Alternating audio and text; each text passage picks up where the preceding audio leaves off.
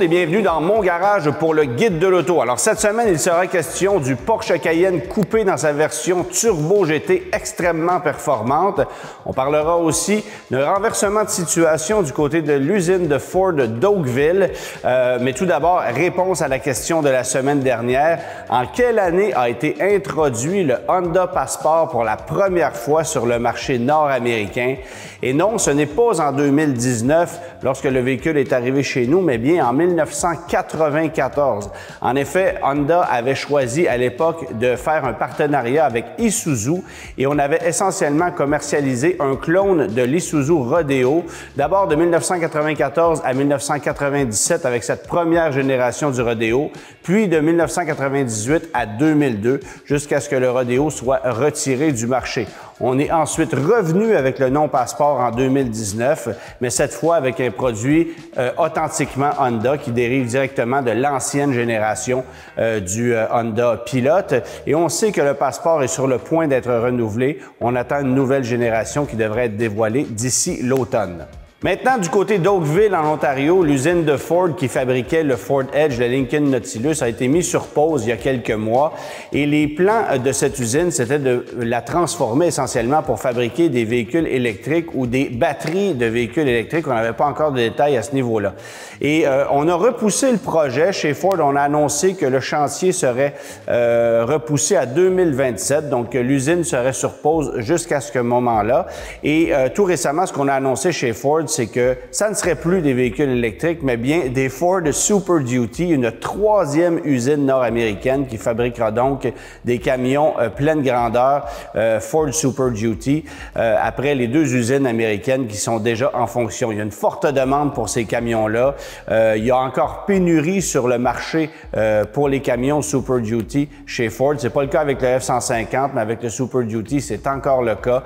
Et chez Ford, on a choisi d'aller là où la profitabilité se trouve, c'est-à-dire dans les camions pleine grandeur et de changer les plans par rapport aux véhicules électrifiés. On commercialise déjà, bien sûr, le Ford Mustang Mach-E, le F-150 Lightning et le e-Transit qui verra son autonomie bonifiée pour 2025. Mais les plans de multiplier les offres en matière d'électrification chez Ford ne semblent pas être si grandes que ça. On perd énormément d'argent avec les véhicules électriques et c'est sans doute une des raisons qui explique le revirement de situation de l'usine d'Oakville en Ontario qui, encore une fois, fabriquera des camions Super Duty. Ça sera la deuxième usine canadienne à fabriquer des camions de ce genre, puisqu'on fabrique du côté d'Oshawa, en Ontario, des camions HD de General Motors. Mauvaise nouvelle du côté de chez Infiniti, et je dis mauvaise nouvelle évidemment parce que c'est mon opinion. On abandonne malheureusement le moteur à 6 cylindres dans le QX60, qui est le produit le plus vendu chez Infiniti, pour le remplacer par le moteur VC Turbo qu'on retrouve dans le QX50 et le QX55, un moteur 2 litres qui fait 268 chevaux, donc pas plus puissant que l'actuel V6. On le promet plus économique, certes, sur papier ça le sera sans doute, mais c'est un moteur qui connaît de nombreux problèmes, qui est sous enquête actuellement par l'IHS du côté des États-Unis pour sa non-fiabilité, pour un rendement énergétique qui ne livre pas ce qu'on promet et pour des bris mécaniques parce que on connaît beaucoup de problèmes au niveau du moteur comme tel. Les clients se plaignent également d'un manque de chauffage dans l'habitacle issu de ce moteur-là. C'est surtout vrai avec le Nissan Rogue qui exploite essentiellement le même moteur mais avec un cylindre en moins. Alors, mauvaise nouvelle du côté de chez Infiniti parce que ça sera la fin essentiellement des V6 dans la famille des VUS Infiniti, mis à part le QX80 qui débarque cette année avec un V6 biturbo compressé, mais là, on est dans un segment complètement à part. Alors, pour ceux qui souhaitent se procurer un QX60, qui est essentiellement la version de luxe d'un Nissan Pathfinder, sachez qu'il reste encore quelques unités avec des moteurs à 6 cylindres, après quoi, ça sera du 4 cylindres et ça ne sera certainement pas une mécanique aussi intéressante sur le plan du rendement et de la fiabilité que ce qu'on propose actuellement. Et on peut se poser la question à savoir si Nissan a l'intention de remplacer remplacer également le V6 sous le capot du Pathfinder.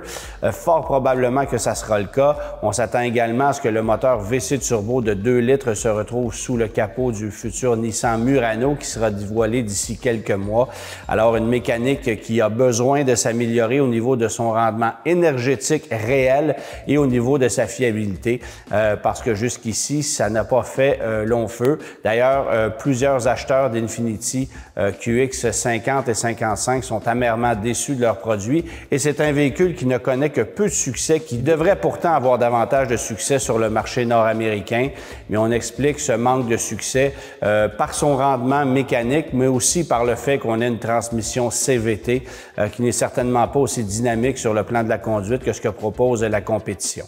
Le Porsche Cayenne Turbo GT, maintenant uniquement offert dans cette version coupée, a droit au même changement que le Cayenne général, évidemment, pour 2024. Nouveau faciès avant, partie avant qui a été complètement redessiné. En fait, plusieurs éléments cosmétiques qui ont changé aussi sur la partie arrière. On gagne 18 chevaux de puissance pour atteindre 650 chevaux et 626 livres-pieds de couple cette année. C'est une fusée en accélération. C'est le VUS le plus performant qu'on puisse obtenir dans la grande famille Porsche, mais c'est un des VUS les plus performants, toutes catégories confondues. En fait, on annonce un 0-100 km/h en 3,3 secondes, un 0-200 km/h en 12,2 secondes pour une vitesse de pointe à 305 km/h. Et les chiffres sont directement comparables avec ceux de l'Aston Martin DBX 707, du Ferrari Purosangue qui vient d'être lancé et du Lamborghini Urus Performante qui, ironiquement, exploite exactement la même motorisation que ce qu'on retrouve ici, à quelques chevaux près, mais vous aurez à peu près les mêmes performances à bord d'un Lamborghini Urus Performante pour une facture qui forcément sera plus élevée que celle-ci, quoique le véhicule qui est ici n'est quand même pas donné, puisque si on considère la taxe de luxe qui s'y applique, c'est un véhicule qui avoisine les 269 000 $, ainsi équipé avec environ 20 000 $ d'options. Le prix d'entrée du véhicule, en incluant les frais de transport préparation, c'est 224 000 $, plus les options, plus la taxe de luxe. Et si vous ajoutez la taxe au véhicule qui est ici, on dépasse le seuil psychologique des 300 000 $ avec une facture à un peu plus de 309 000 $. Alors, c'est extrêmement coûteux comme machine, mais ça l'est certainement moins que ses rivaux directs, encore une fois, que sont Aston Martin DBX, Ferrari Purosangue et Lamborghini Urus Performante.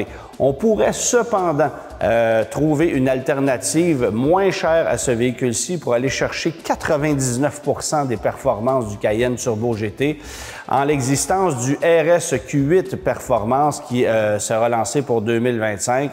Alors, un véhicule extrêmement rapide qui exploite encore une fois la même motorisation qu'on a ici avec quelques chevaux en moins, bien sûr, mais vous êtes très près du niveau de performance de ce qu'on retrouve ici. Mais le Cayenne Turbo GT, honnêtement, c'est un véhicule franchement impressionnant sur le plan dynamique avec une suspension pneumatique, avec 4 roues directionnelles, système d'échappement en titane, des freins à disque avant avec étrier à 10 pistons. Alors, je peux vous dire que ça freine. C'est incroyable l'aspect dynamique de ce véhicule-ci, qui est aussi capable de vous offrir un niveau de confort franchement impressionnant. Et la seule chose qui vient gêner le confort essentiellement, c'est le fait qu'on ait des pneus de très haute performance, des Pirelli P0 Corsa montés en 22 pouces. Alors, c'est certain que ces monts pneumatiques viennent affecter les performances et viennent éliminer toute possibilité de conduite hors route, bien qu'on retrouve un mode de conduite hors route dans le Cayenne Turbo GT.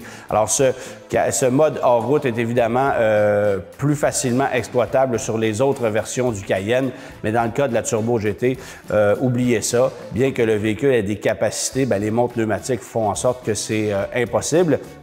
Et l'autre chose qui est impossible de faire avec un Cayenne Turbo GT, c'est de remorquer, parce qu'évidemment, on a placé le pot d'échappement en plein centre du pare-choc arrière, ce qui rend impossible l'installation d'un attache-remorque. Et d'ailleurs, Porsche n'annonce pas de capacité de remorquage pour ce véhicule-ci. On a voulu en faire un véhicule de puriste et donc pas un véhicule qui allait remorquer des bateaux ou des tentes roulottes.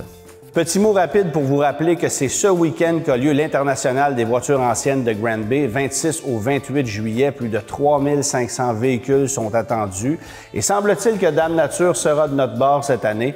Alors, ça promet pour l'événement qui proposera bien sûr l'exposition de véhicules, l'encan qui a lieu le samedi matin, le Car Corral, vous allez retrouver plus d'une centaine de véhicules anciens à vendre, le marché aux puces. Et une attraction spéciale cette année, c'est bien sûr la tente Mopar. Vous allez retrouver plusieurs classiques Chrysler, Dodge, Plymouth, DeSoto et Imperial qui se retrouveront sous ce chapiteau à ne pas manquer. Et moi, je serai présent sur place tout le week-end, évidemment. Question de la semaine, quel était en 1978 le véhicule de production américaine le plus puissant?